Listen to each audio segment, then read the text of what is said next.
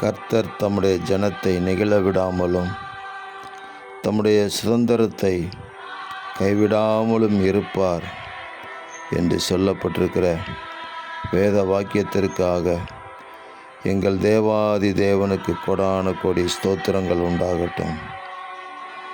மனுஷனுடைய யோசனைகள் வீணென்று கர்த்தர் அறிந்திருக்கிறார் என்று நாங்கள் வாசிக்கிறோம்.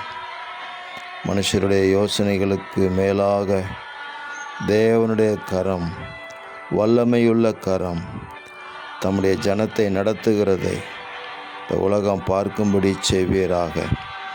என் ஜனங்கள் நான் அளிக்கும் நன்மையினால் திருப்தியாவார்கள் இந்த தீர்க்க தரிசனமாக சொல்லப்பட்ட வார்த்தையின்படி உம்முடைய பிள்ளைகளாகிய நாங்கள் நீர் அளிக்கும் நன்மையினால் நிரம்பி இருக்கும்படி கிருபை செய்வீராக.